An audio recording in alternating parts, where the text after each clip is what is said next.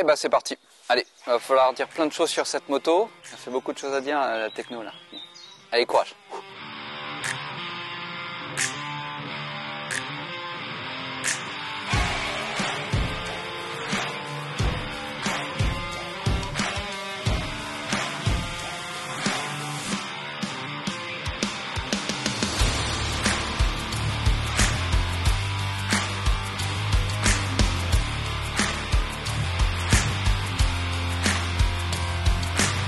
Bonjour à tous, aujourd'hui je vous présente la Yamaha Tracer 9 GT+. Alors le Tracer 9, on le connaît, c'est un trail routier performant de 890 cm3 équipé du moteur CP3, le même moteur très fun et très sympathique qui est dans la MT-09, c'est un 3 cylindres plein de pêche. Et ben cette version GT+, c'est un petit peu state of the art, c'est ce qui se fait de mieux chez Yamaha, que ce soit en termes de moto, ou en termes de technologie, on va voir pourquoi. Au cœur de cette technologie, il y a un petit boîtier qui pèse 200 grammes, qui est à l'avant de la moto, ici. C'est un radar qui permet en fait de détecter les obstacles, les objets et les autres véhicules. C'est important, il est au cœur d'un système en fait qui va permettre à la moto de s'adapter au trafic et de vous venir en aide. Je vais essayer d'expliquer ça de manière assez claire, assez simple. Il y a un régulateur de vitesse adaptatif qui en fait va ralentir lorsque vous arrivez sur un obstacle, une voiture, ou qui va ensuite accélérer une fois qu'il n'y a plus rien devant.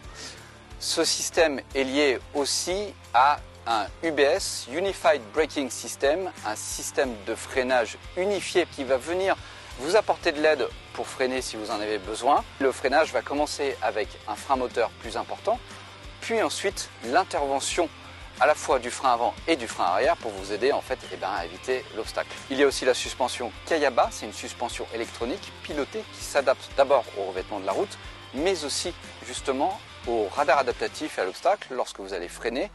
La suspension va en fait maintenir l'assiette et éviter que la moto plonge et que cela vous déstabilise. Alors en conditions réelles, qu'est-ce que ça donne ce système? Il est très fin et vraiment performant. On l'a utilisé aujourd'hui sur différentes occasions. On l'a même un petit peu poussé dans ses retranchements. Lorsque le régulateur adaptatif est connecté et qu'on arrive trop vite sur un obstacle ou sur un autre véhicule, une moto, on sent le système intervenir. On sent d'abord que ça vient du moteur, puis ensuite que les freins sont pris, on voit que la moto est effectivement stable. On peut le régler, la sensibilité sur plusieurs niveaux, ça maintient bien les niveaux de distance du véhicule. C'est vraiment assez performant, ça détecte une moto, lorsqu'une moto fait un écart, vous reprenez de la vitesse. C'est pas surprenant, au contraire, c'est même plutôt rassurant et on s'habitue très très vite à ce système. C'est fin, c'est bien réglé. Voilà, c'est une astuce qui va plaire aux gros rouleurs et c'est très agréable à utiliser. On s'habitue très vite, surtout que le maniement dans les menus, il suffit de 2 boutons en fait pour le régler, pour le déclencher. Cette Tracer 9 technologique aussi parce qu'elle a donc un ordinateur de bord, un EMU embarqué qui permet d'avoir un système qu'on appelle Lean Angle, en fait, qui est donc le traction control qui intervient sur l'angle en fonction de l'angle que vous avez, ce qui permet en fait d'éviter de perdre le contrôle de son véhicule. Vous avez aussi la suspension pilotée qui agit sur l'angle, qui va prendre en compte le revêtement. La suspension fonctionne sur 2 modes. Un mode confort qui permet donc de rouler en ville ou sur un rythme décontracté sur les longs trajets, ou un mode sport qui permet d'avoir une suspension plus ferme, qui permettra donc de tenir mieux en virage et d'avoir plus de stabilité. Et lorsque vous prenez des gros freinages, on a essayé, la moto ne plonge pas, ça ne bouge pas, elle est vraiment stable cette moto. On va y revenir sur le comportement dynamique.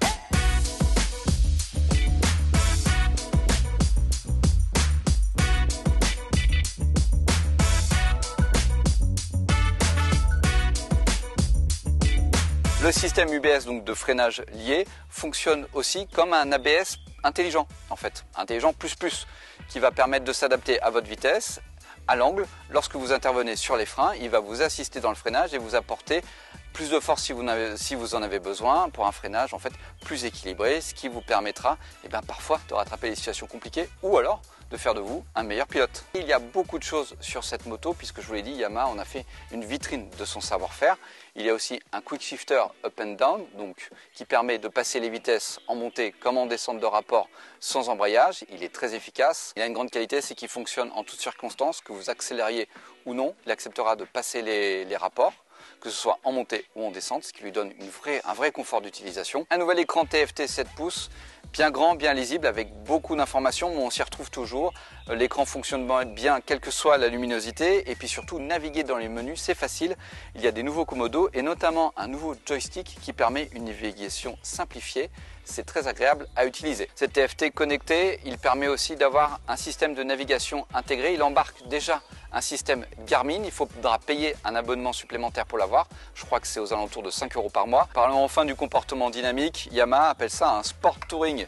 C'est donc une GT qui est faite pour manger des kilomètres, tailler la route, mais aussi se faire plaisir, rouler avec de la performance, de la polyvalence. La performance, c'est le moteur de 890 cm3 qui développe 120 chevaux et 93 Nm de couple. Il y a du punch. C'est vraiment un moteur très vif qui monte vite dans les tours et il adore ça, grimper dans les tours. C'est vraiment un plaisir dès que vous passez les 6000 tours. Il est très joueur et il y a toujours disponible, toujours quelque chose qui se passe. Il a vraiment de la force et il va grimper jusqu'à 10 000 tours. Le châssis aussi, c'est le savoir-faire Yamaha avec ce cadre Delta Box qui est vraiment rigide, qui permet d'avoir un trail au comportement quasiment d'un roadster. La moto est très agréable à emmener, elle est rapide sur les changements d'angle parce que Yamaha a travaillé en fait sur les masses suspendues, c'est-à-dire les jantes qui sont maintenant en alu forgé. Ils ont gagné du poids dessus. Au total, la moto fait 223 kg. C'est un poids qui est bien équilibré, bien réparti et on a un train à l'avant qui est vraiment vif, léger à emmener. Sur les enchaînements qu'on a eu ici en Sardaigne, on a pris beaucoup de plaisir à conduire cette moto, mais elle est aussi étonnamment polyvalente et confortable. En ville, on s'est mis en 6e à 1500 tours. Le moteur ne bronche pas, il est très doux et il permet de repartir. C'est une moto qui monte vraiment de la douceur, on a très peu de vibrations. Elle est capable de se faire moins entendre, il y a un vrai confort. Même si la selle se montre encore un petit peu ferme malgré les modifications apportées par Yamaha, eh bien malgré tout, c'est une moto qui ne vous saoulera pas au quotidien comme sur les longues distances. Alors au niveau de la protection, on va parler un petit peu aussi de la protection puisque c'est une GT. Ici, on a donc le pack avec les valises qui permettent d'avoir quelques affaires, une selle confort. La bulle est un petit peu plus large et un petit peu plus haute. Elle envoie quand même l'air au-dessus. On a une protection. C'est pas la meilleure des protections de la gamme GT, mais elle fait quand même bien le travail. Et Yamaha a essayé de soigner sa finition, notamment avec des éléments noirs satinés, même si on a des détails qui chafouinent un peu, surtout qu'à partir de 16 999 €, on commence à être un peu tatillon. Mais voilà, c'est la proposition de Yamaha pour faire du haut de gamme et voilà, c'est peut-être la meilleure Yamaha actuellement.